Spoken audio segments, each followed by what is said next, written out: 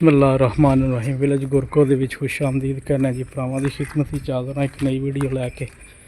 ਤੇ ਅੱਜ ਦੀ ਵੀਡੀਓ ਦੁਬਾਰਾ ਜੀ ਇੱਕ ਮੱਝ ਦੀ ਪਿੰਡ ਗੁਰਕੋ ਇਹ ਮੱਝ ਤੁਹਾਨੂੰ ਵਿਖਾਉਂਦੇ ਹਾਂ ਜੀ। ਇਹ ਮੱਝ ਹੈ ਜੀ, ਮੱਝ माशाअल्लाह बिल्कुल ਤਿਆਰ है ਤੇ ਲਾਈਵ ਸ਼ੁਰੂ ਪਈ है।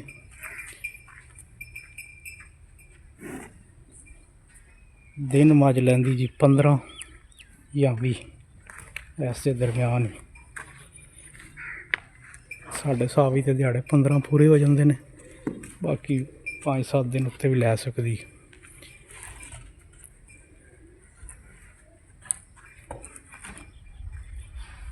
माशाअल्लाह मझ हर पासों पूरी है जी, देख सकते हो। थान शान बराबर मझ दे बिल्कुल चारे थान बराबर ने।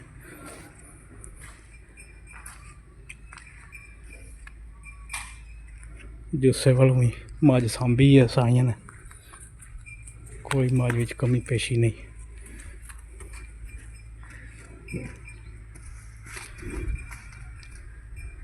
मूँह से तुहानूं विखा दईए मझ का जी दूजा ही सूआ है, अगे एक सूआ सूई हूँ दूजे सूए सोना।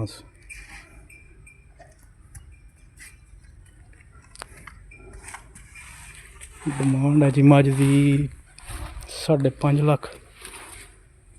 तो चलो फिर जे कोई जी आ जाए कोई प्यार मुहब्बत कोई किराया भाड़ा विचों छड़ देंगे। मझ माशाअल्लाह देख सकते हो जी।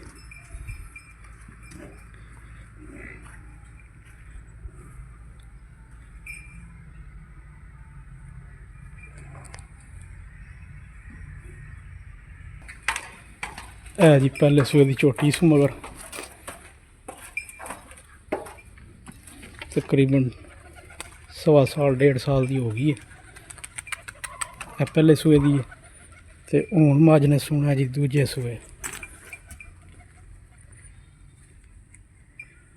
नंबर जड़ा वो स्क्रीन ते असीं ला देने। बाकी गुरको ही पिंड है, जे किसी भरा दे पसंद आ जाए तो रब्ता कर सकता जी। शुक्रिया।